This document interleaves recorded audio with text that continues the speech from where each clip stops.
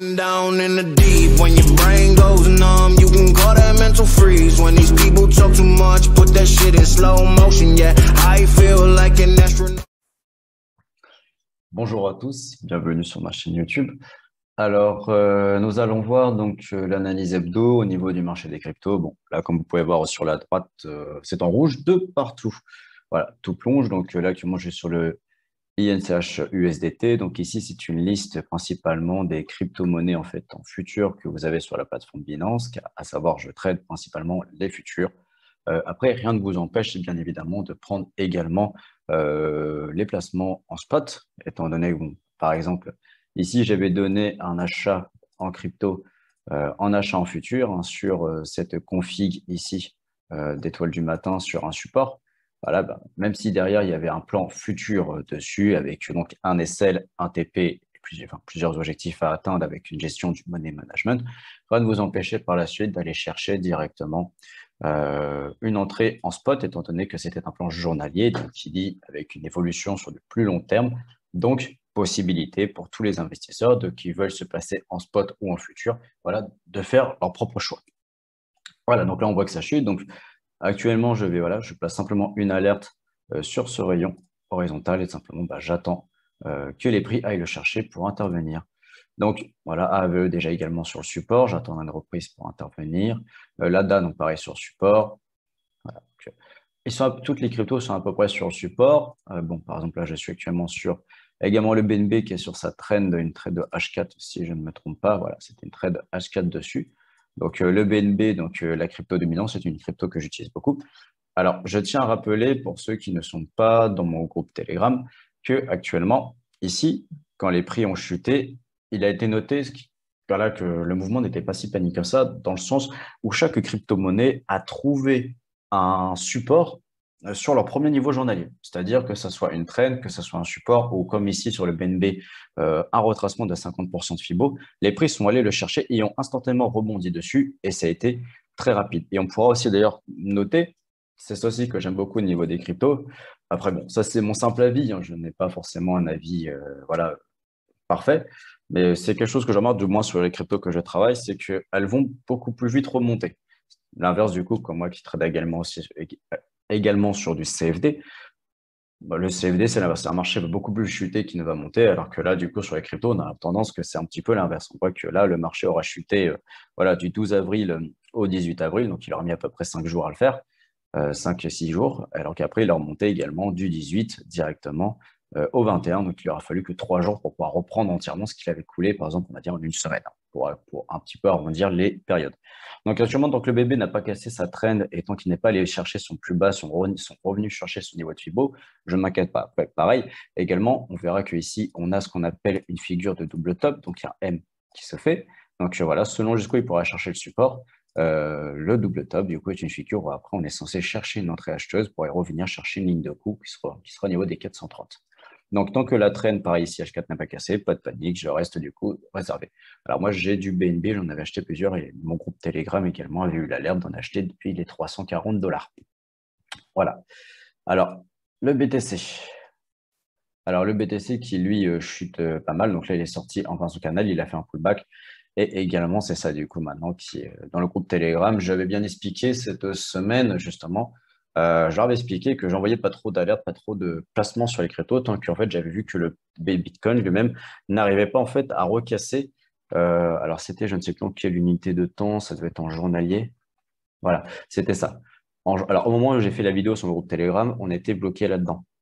On était entre l'oblique et la 50, et c'est ce que je veux dire, il n'a toujours pas réussi à repasser depuis sa moyenne mobile 50, donc une moyenne mobile simple qui représente la moyenne des 50 dernières périodes. Donc ici, comme on est sur les journaliers, une bougie c'est un jour, donc c'est la moyenne des 50, voilà, où se situent les prix. Et voilà, je ne voyais que le Bitcoin n'arrivait pas à la repasser, donc du coup, j'ai préféré attendre qu'il la recasse vraiment pour pouvoir relancer des plans. Cela ne s'est pas fait, effectivement, du coup, j'ai misé sur la sûreté, mais ça a préservé du coup effectivement notre stratégie et ça nous a évité du coup d'avoir beaucoup trop de positions ou un portefeuille de gestion en crypto beaucoup trop chargé face à un marché qui plonge. Enfin, du moins qui est baissier. Donc voilà, donc pareil, j'attendrai de voir le Bitcoin au niveau de ces différents On est déjà sur les 60, donc je verrai jusqu'où il va descendre. Le prochain support sera ici, pour voir comment va réagir le marché. Bon, là, pareil, bon, du coup, j'avais des plans, ça c'est après tous les plans que j'avais faits. Donc, on va aussi aller voir directement, alors, le CVC, nanana, ok, donc pour ça, moi, j'avais un plan acheteur dessus, du coup, alors, on est venu chercher le TP1, on a fait un TP1 dessus, mais on s'est fait sortir après ABE, avec le marché qui a chuté, nous empêchant d'aller nous chercher une correction des plus hauts. Hop. Voilà, donc là, pareil, à surveiller également. Alors, le TH, j'avais eu, hop, le TH. Hop, je vais juste supprimer. Alors, c'était quoi? J'avais des plans. Ah oui, ça, c'était des plans en 1 heure, en 1 minute, pardon, parce que bon, je le traite beaucoup en scalp sur Binance. Alors, le TH, donc on va simplement le regarder ici en journalier. Voilà, bah, il est simplement venu retourner chercher, hop, voilà, son oblique, donc de son ancien plus haut ici. On peut voir du coup vachement que lui, contrairement au Bitcoin, était toujours au-dessus de sa 50. Bah, c'est ça que là ici que j'ai attendu sur le Ethereum. Bah, là, on retrouve du coup là, cette petite bougie là d'étoile du matin. On retrouve cette petite configuration d'étoile du matin qui est prévenue pousser les prix pour aller casser leur moyenne mobile 50 et du coup redonnant l'élan haussier pour aller chercher leur plus haut. L'étoile du matin qui se sera clôturée à 10, sur les 10, sur les 1700 pour que le Ethereum aille chercher les 2510. Donc voilà. Sur ces niveaux-là, pareil, donc lui, en fait, au final, on voit bien que l'Ethereum n'a pas vraiment de grandes difficultés, hein. Il reste toujours, au final, il est venu chercher sa zone. On a eu du coup une configuration d'étoile du soir cette fois-ci qui a fait plonger. Bon, voilà, tant que les plus bas ne sont toujours pas enfoncés, donc on va avoir des supports ici. Voilà, tant que ces niveaux n'ont toujours pas été faits, voilà, tant qu'il tient, je n'ai pas vraiment de monde panique. Et pareil, du coup, je vais guetter chaque reprise possible haussière dessus. Voilà, la 50 sera ici, donc pareil, tant qu'il ne casse pas sous 150, je reste toujours actif. Sinon, après, s'il passait dessous, hein, j'irai dans ce cas-là chercher dans une plus grosse unité de temps en 2 heures. Dans ce cas-là, oui, si jamais le terme venait à chuter très fortement, ça sera dans cette zone-là que je chercherai à le reprendre à l'achat. Alors, je vais aussi vous parler du coup d'une crypto également assez intéressante, le Solana. Hein, je pense que vous en avez déjà tous entendu parler. Voilà, Solana qui a été sûrement l'une des seules cryptos qui aura explosé. Hein. Là, on verra que d'ailleurs, pour avoir dans la phase corrective, elle est simplement venue aller chercher quand les prix avaient chuté ici. Donc, sur la tendance hauteur là, comme j'avais dit, un peu comme toutes les autres cryptos, quand le marché avait commencé à chuter, dès qu'elle a rencontré son premier support journalier, donc ici, voilà, matérialisé par la ligne horizontale verte des 50% du retracement de Fibonacci, Solana repartit tout de suite. Et c'était également une crypto qu'en fait, tout de suite, il fallait se dire, ah, il se passe quelque chose dessus par rapport aux autres cryptos, parce que dans la journée même où elle est venue chercher ça, ça avait été, là je pense que si je vous mets le 4 heures, oui, dès qu'elle a touché ça, dès la période suivante, elle avait déjà repris un potentiel dès les 4 heures suivantes, la période donc suivante en 4 heures, elle avait déjà repris un potentiel de 24%. Elle avait déjà pratiquement retracé entièrement sa hausse. Et après, d'ailleurs, elle n'aura pas cessé d'y aller. Donc ça, d'ailleurs, ça c'était un plan que j'avais du coup tracé. Hop, voilà, c'était le plan que j'avais tracé pour aller chercher différents objectifs sur Solana. Pareil, du coup, partagé sur mon groupe Telegram, il suffisait de tracer voilà, des tendances et je suis allé chercher des extensions de Fibo. Voilà. Donc pareil, Solana, qui est d'ailleurs actuellement, quand je regarde le coin 360, effectivement, il va y avoir lui, l'ADA, le Lion et le NPX qui vont être verts. Tous les autres sont rouges. Donc, voilà, Solana qui a un fort potentiel, qui est une crypto que, voilà, que je suis et que je traite du coup forcément. Voilà. En plus, à ciblé ici, on était dans le couloir des 50 de la fourchette de shift. Donc, je vais supprimer pour rester dans une base simple de naked trading. Donc, Solana toujours actuellement haussier. Donc, voilà, maintenant, on pourra même d'ailleurs du coup aller continuer, retracer un peu plus haut maintenant sa tendance. Donc, on sait maintenant que les 50 de retracement de son niveau se situent au niveau des 27 0 788. Mais donc voilà, Solana qui sera assez importante à surveiller. Donc voilà. Alors honnêtement, mes conseils que j'ai à vous donner pour cette semaine, c'est attendez que les cryptos, ne paniquez pas, attendez que les cryptos se fassent. Pour ceux qui font de la gestion, qui ont beaucoup de positions en cours, n'hésitez pas à couper 50% de votre position. Vous connaissez le marché des cryptos, vous savez que c'est assez, je ne vais pas dire facile, mais que c'est pas du CFD, c'est possible de pouvoir retravailler une crypto.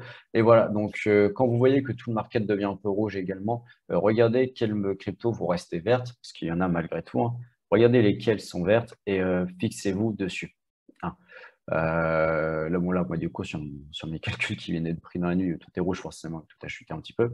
Mais là, après, sur Coin 360, je vois qu'il y a Solana en vert. Je vais avoir le NPX également, le TUSDT. Voilà, c'est plusieurs monnaies, plusieurs cryptos qui sont quand même vertes, hein. Le marché n'est pas que rouge de partout.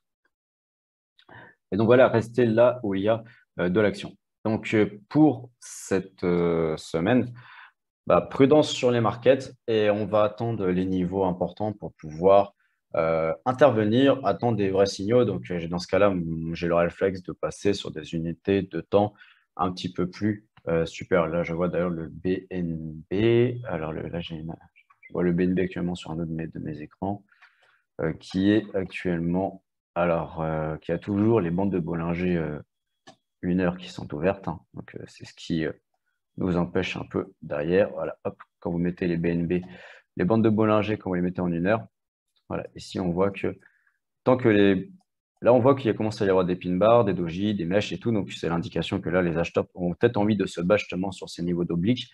Et il faudra attendre que les bandes de Bollinger se referment. Donc les bandes de Bollinger inférieures ici, par exemple, en fait, vous montrent que tant qu'elles sont ouvertes, qu'il y a des vendeurs et que les vendeurs sont présents. Donc, de façon à éviter de vous prendre ce mouvement vendeur en continuité. Donc, comme diraient les Anglais, n'attrapez pas un couteau qui tombe.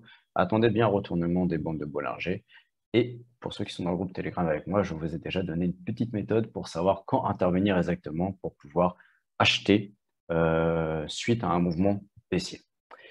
Donc voilà. Donc, alors, je vous remercie de m'avoir suivi sur cette vidéo hebdo. Excusez-moi, ça ne va pas être très très constructif dans le sens où j'attends en fait toujours que les corrections se finissent pour pouvoir refaire une vidéo sur les différents niveaux, les différents prix qui vont m'intéresser personnellement pour pouvoir intervenir. Donc là, c'était une vidéo simplement utilisée du naked trading. Donc voilà, c'était vraiment du basique. C'était voilà, du naked trading simple, donc trading sans indicateur. Donc voilà, à vous après maintenant de me dire si ce genre de vidéo vous plaît.